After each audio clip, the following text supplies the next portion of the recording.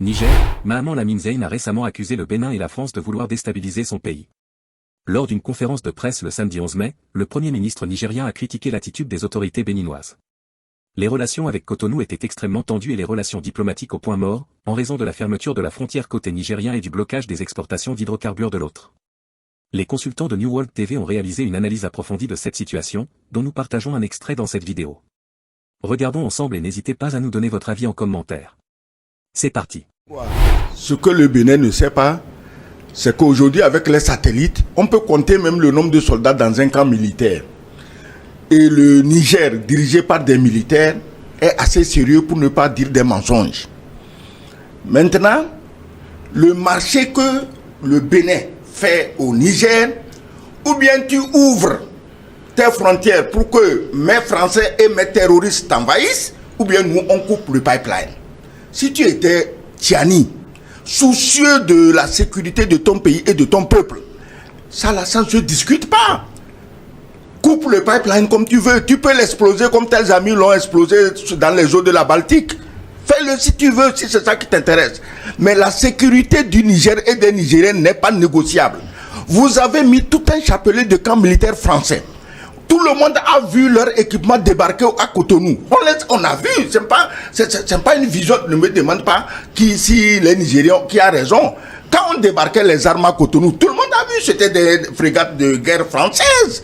Les armes ont traversé combien? 600 km pour aller jusqu'à Kandi. On les a vus. J'espère quand même que le Niger a des agents de renseignement dans tous ces pays et il sait exactement combien de camions sont passés, combien de canons. On ne te parle pas des munitions, des obus qui sont dans des conteneurs qui défilaient sans arrêt. Maintenant, revenons au cœur du problème. C'est le président du Bénin, avec tout le respect qu'on lui doit, qui se poumonnait. Ils vont attaquer, ils vont utiliser la force parce qu'ils ont essayé tous les choses de négociation. On ne les a jamais vus négocier avec les Tiani. Donc, négociation finie, on va attaquer, on va y aller. Alors, entre-temps, il s'est rendu compte qu'il n'allait pas pour attaquer une bande de femmes, mais il allait pour attaquer des hommes. Alors, il s'est calmé, mais pendant qu'il se calmait, des navires de guerre français déchargeaient des munitions, de tout au port de Cotonou, au vu et au sud de tout le monde. Et c'est ces gens, cette armada, qu'on va cacher dans un camp à Kandi, et quand on dit non, il n'y a pas de soldats français chez nous. Mais si les Français n'avaient pas l'intention de faire du mal au Niger, pourquoi ils nient leur présence? Les Russes n'ont pas nié leur présence au Niger. Mais ici, tout est fait pour nier que les Français sont là. Et pourtant, ils sont là. Il y a des reportages qui montrent qu'ils sont là. Donc, maintenant, pour te répondre à tes questions, il y a eu des contrats. Mais il y avait bien des contrats sur le gazoduc russe sous la mer Baltique, mais il a été flingué. Moi, je craignais même qu'un jour, avec la présence des Français à Kandi, qu'on ait explosé le pipeline. Mais ils ont adopté une méthode, disons, plus civilisée entre griffes. Maintenant, le problème, c'est quoi? C'est la géostratégie. C'est la guerre qui continue sous d'autres formes. Comme les Africains sont une bande de crétins, et les Français trouvent toujours un qui est plus crétin que l'autre. Mais pendant que Macron baladait Xi Jinping, le président chinois, dans les Pyrénées, en balade pédestre pour discuter géostratégie mondiale, les mêmes ont donné l'ordre à Cotonou de tordre le bras à la Chine en fermant le pipeline. Pourquoi? Parce que ce pipeline, à lui seul, était en train de sauver l'AES de la misère. Je vous ai dit ici que dans 10 ans, les pays de l'AES seront comme Dubaï et que les Français viendront demander du travail dans l'AES. Et effectivement, c'est en train d'arriver parce que tu t'imagines, depuis au moins 2 ans, la Banque de France a cessé de braquer les dollars, les euros, les yens, les renminbi appartenant aux 3 pays de l'AES. Donc, ils sont eux-mêmes, quand ils vendent leur or, leur coton, ils sont propriétaires de leurs devises. Mais ça donne des insomnies parce que l'Arabie Saoudite a le pétrole. Regardez où l'Arabie Saoudite est. Mais les Français ne peuvent pas accepter que des nègres puissent avoir la richesse que l'Arabie Saoudite a. C'est pas possible. Donc non, laisse-moi finir. Oui. Ils ne peuvent pas accepter ça. Donc c'est pourquoi Talon dit à lui-même, ça lui fait de la peine. Je le comprends. C'est une façon de nous dire, écoutez, l'ordre vient de quelque part. Qu'est-ce que vous voulez que je fasse? Je vous avais dit ici, la dernière fois quand on parlait du départ de l'armée américaine du Niger, je vous avais dit, mais les Américains, tu n'as même pas besoin de leur faire du mal pour qu'ils te fassent du mal. La réponse n'a pas tardé. Le gazoduc, le duc a été fermé. Talon pleurniche, mais c'est pour nous dire, écoutez, mes frères, au fait, c'est pas ma faute.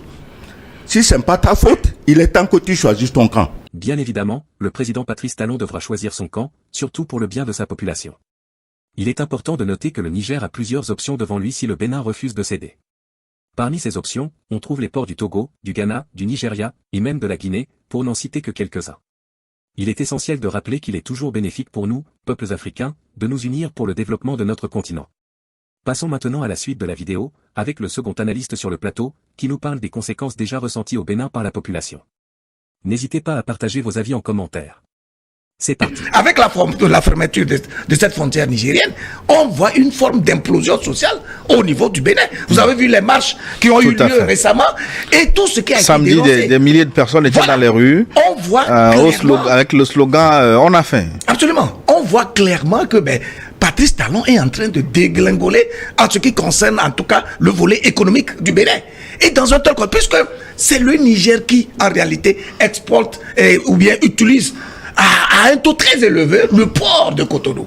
Et donc en prenant cette décision de départ sur un coup de tête, d'empêcher le Niger, il pensait simplement qu'il va punir justement les dirigeants nigériens et donc faire en sorte à les amener à repousser chemin, ce qui sera impossible. Et moi je pense qu'à un moment donné, Patrice Talon, qu'il le veuille ou non, sera obligé en tout cas de revenir à la raison. Heureusement que le Niger a été très clair dans sa réaction, indiquant que le Bénin abrite des bases militaires françaises dans lesquelles on forme les terroristes dans le but justement de déstabiliser le Niger. C'est d'ailleurs pour ça, la raison de sécurité étant la raison principale, et qui a expliqué d'ailleurs que le Niger a fait partir les forces françaises de son territoire, les forces américaines de son territoire. Mais comprenez simplement, mais pourquoi ces puissances-là, lorsqu'on les fait déguerpir d'un pays, cherchent toujours à aller rester dans le pays d'à côté? Seulement, est-ce qu'ils n'ont pas de dignité?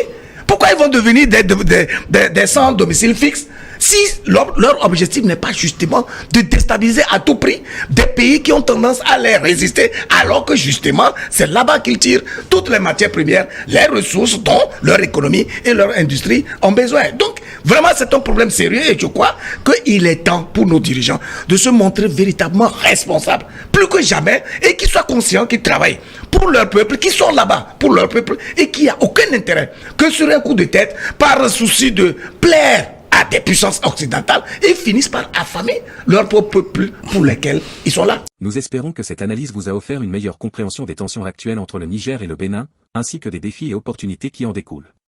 Il est crucial pour nos nations de trouver des solutions pacifiques et de coopérer pour le bien-être de nos populations. Votre avis est important, alors n'hésitez pas à laisser vos commentaires et à partager vos perspectives. Merci de nous avoir suivis, et à bientôt pour une nouvelle vidéo.